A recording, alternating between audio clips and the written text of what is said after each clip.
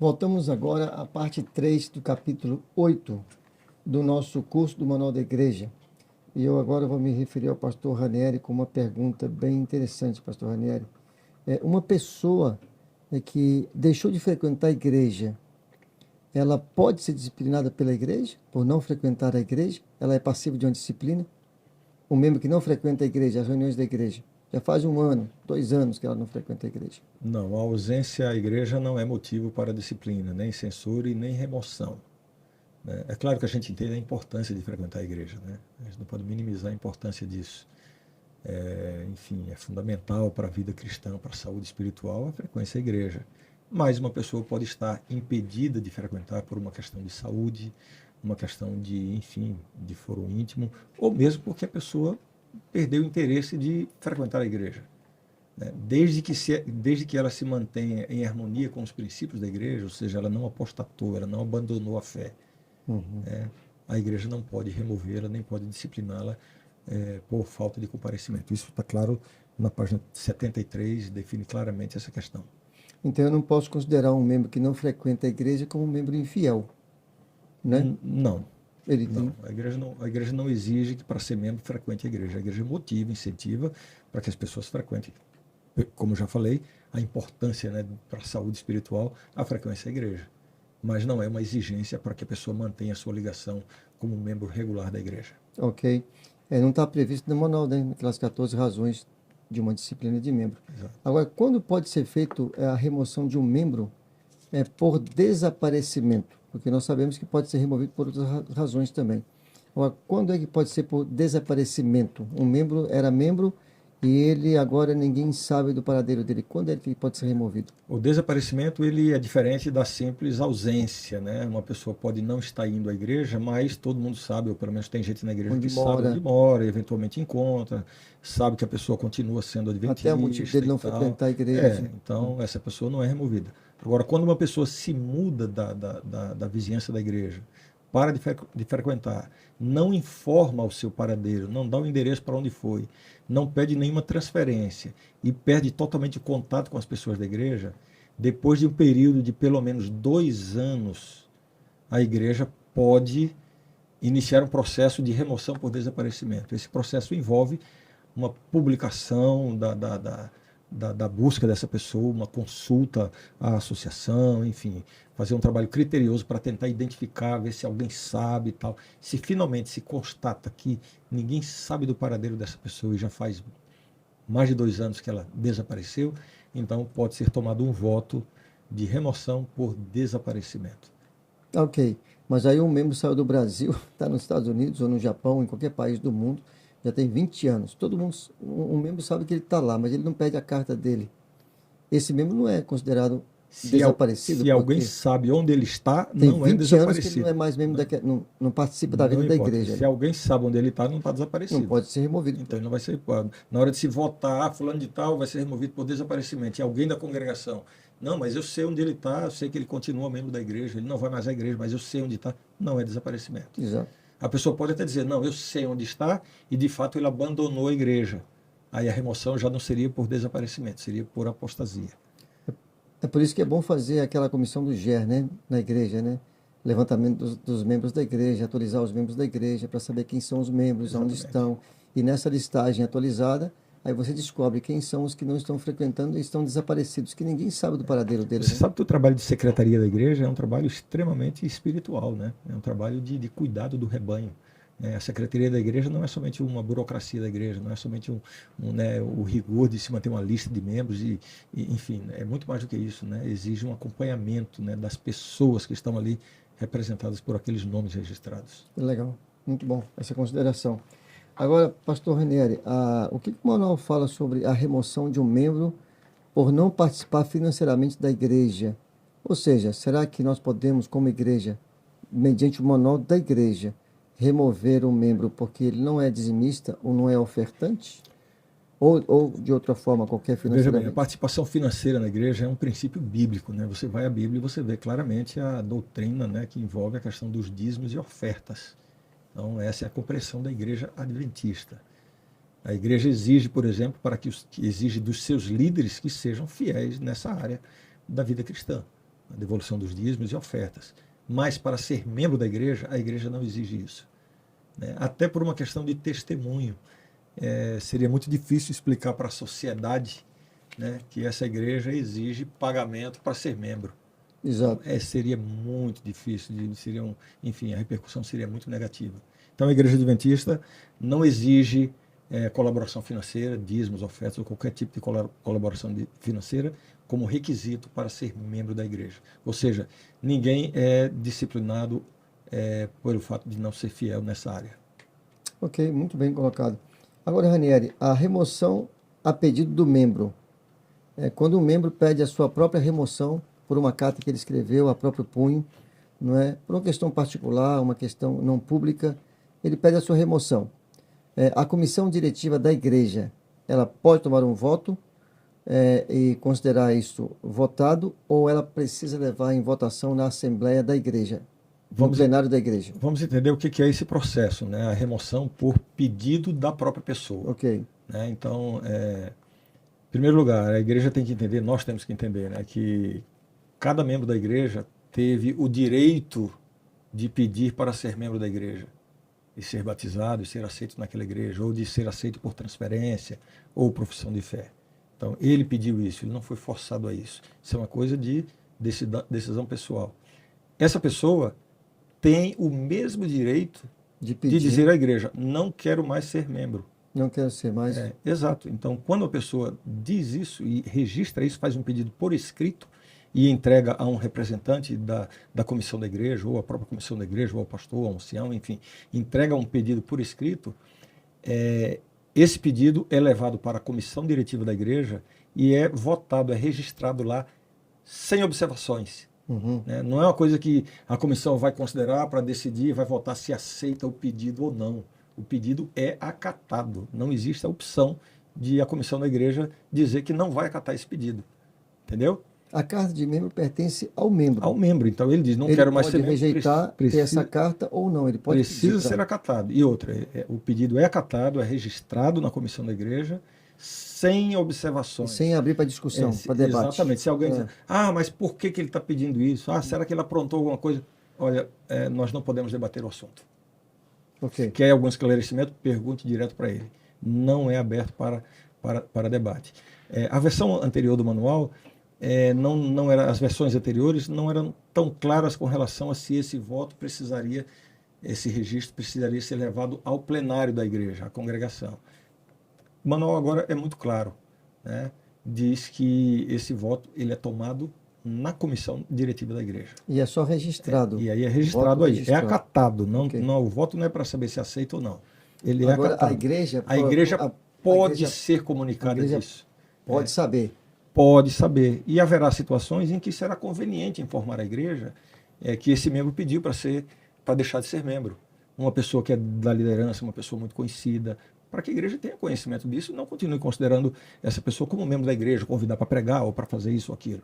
Então, a igreja pode ser informada, mas não existe a obrigatoriedade de se comunicar publicamente essa decisão.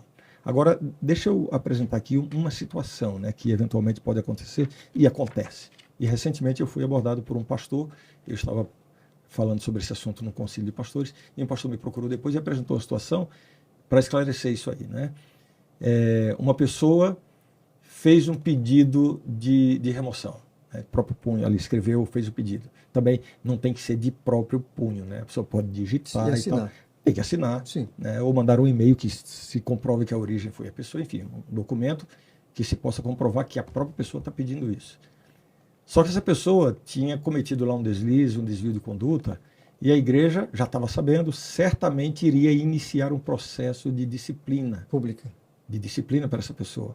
A pessoa então se antecipa e pede para ter o seu nome removido. Para ser analisado o caso. Exato.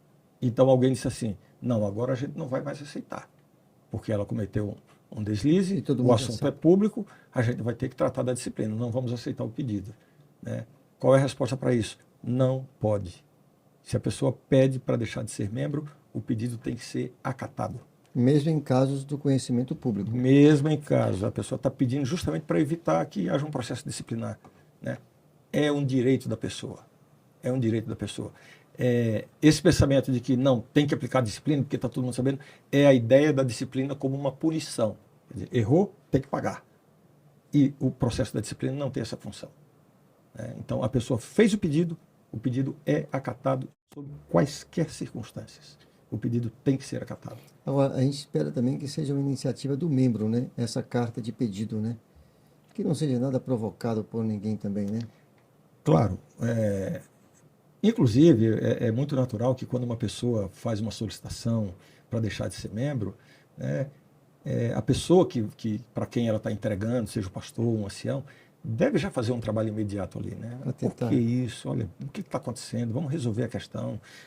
Você está descontente com alguma coisa, enfim. E fazer tudo para dissuadir a pessoa daquela decisão. Porque a relação de uma pessoa com a igreja é algo muito importante, né? Então, se alguém está a ponto de perder essa ligação com a igreja, a pessoa deve se fazer o trabalho para dissuadi-la. Mas se a pessoa está decidida e faz o pedido, a comissão diretiva não tem o direito de rejeitar. Tem que votar. Agora, em pecado grave, a comissão da igreja, a pedido de remoção, ela pode mudar e considerar uma disciplina por censura, nesse caso? Quando há um pecado grave, ou seja, e a igreja conhece o caso, e em vez de respeitar e fazer a remoção, a comissão sugere uma disciplina por censura, sendo um pecado grave. Veja bem, qualquer disciplina, seja censura de 1 a 12 meses ou remoção, ou a própria remoção, qualquer disciplina ela só é aplicada em caso de pecado grave. Pecado grave que trouxe uma repercussão, que coloca em risco a saúde espiritual da pessoa, da própria igreja, né?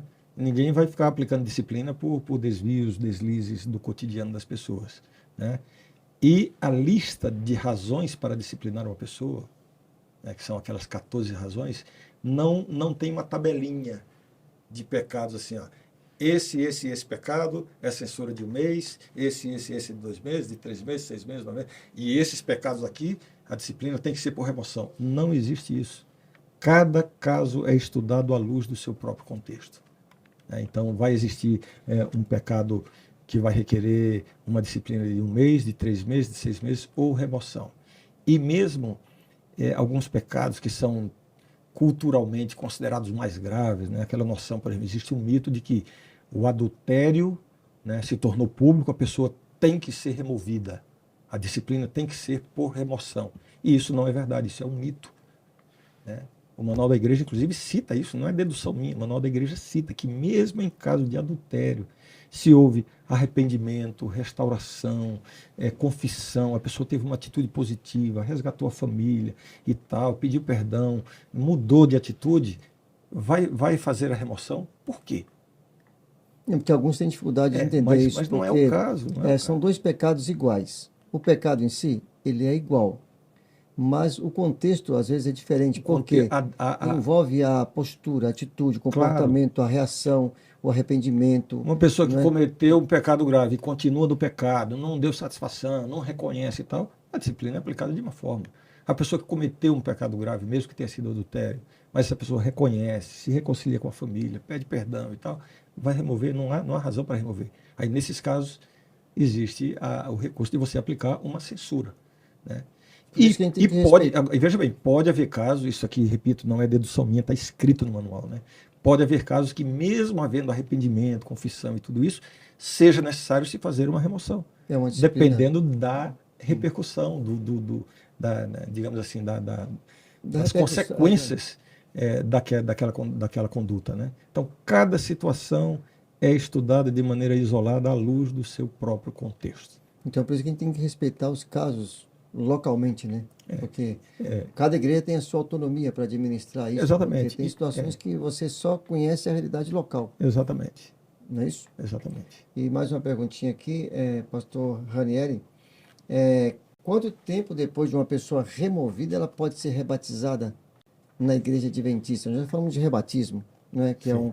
Uma pessoa que já foi adventista, se afastou, se apostatou, foi removida, ela pode retornar como membro através do rebatismo. Mas quanto tempo depois de uma remoção ela pode ser rebatizada? Existe isso previsto no Manual da Igreja? O Manual da Igreja, sim, fala de tempo. E o que o manual fala sobre isso? Página 74, né? Considerando que a remoção é a forma mais grave de disciplina, o período de tempo antes que a pessoa possa ser reintegrada, qual é o período? Aí muita gente pensa assim, não, tem que ser pelo menos um ano. De 12 meses. Porque a censura vai até 12 meses. Que é o máximo da censura. Então, a remoção tem que ser no mínimo 12 meses. Mas olha o que diz o manual. O período de tempo antes que a pessoa possa ser reintegrada deve ser suficiente para demonstrar que as questões que levaram à remoção da lista de membros tenham sido solucionadas. Ou seja, não existe um período fixo. O período é o seguinte, a pessoa cometeu um deslize, um desvio de conduta que levou a uma remoção. No momento que essa pessoa corrigir, restaurar, né, enfim, fizer as reparações que aquele problema trouxe e tal, ela está em condições de ser rebatizada. Isso pode ser 2 meses, 3 meses, 6 meses, 1 ano, 5 anos, depende. Ela pode ser rebatizada. Mas aqui vem uma questão, eu acho que aqui a gente encerra o bloco com esse comentário, né?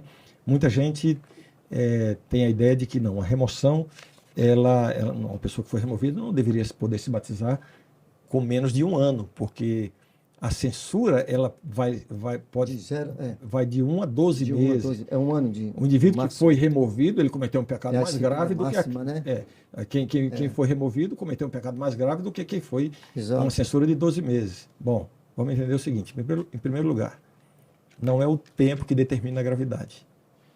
Uma remoção sempre será mais grave do que uma censura. Uma pessoa que foi removida, se rebatizou 3 meses, 4 meses, 5 meses depois, essa disciplina foi mais severa do que a que foi censurada por 12 meses. Porque, olha a natureza, a pessoa perdeu a comunhão com a igreja, a condição de membro. Para voltar, ela vai ser rebatizada. Então, é muito mais severo.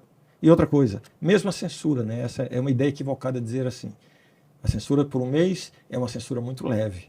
Uma censura por 12 meses é muito severa. Depende do caso. Deixa eu dar um exemplo aqui. O indivíduo está, vamos dizer, está transgredindo o sábado, né? Pai de família, está sendo chamado para trabalhar depois do horário do pôr do sol, e aí vai, fraqueja, aí a igreja fica sabendo e tal. A igreja, enfim, segue todos os procedimentos e vai aplicar uma censura para ele, né? O que é mais grave? Uma censura de 1 mês ou uma censura de 6 meses? De 6 meses. Nesse caso, não. O que é a censura? É dizer assim, amigão, a gente está te dando 1 mês para você resolver essa questão. É muito pouco tempo para ele resolver as questões de trabalho e tal. Se a igreja dá 6 meses, está dando ele uma condição muito mais tranquila para ele solucionar aquela questão. Então, numa situação assim, a censura por mais tempo acaba sendo menos severa do que uma censura por menos tempo. Então, essa questão de tempo é muito relativa. Então, a igreja não pode rejeitar a redimissão do membro. Exatamente. Né? Através de uma situação dessa. Ok, pastor Ranieri, nós terminamos aqui juntos o nosso capítulo 8, a 3ª parte do capítulo, e esperamos contar com você também no estudo do próximo capítulo sobre o curso do Manual da Igreja. Um abraço a você.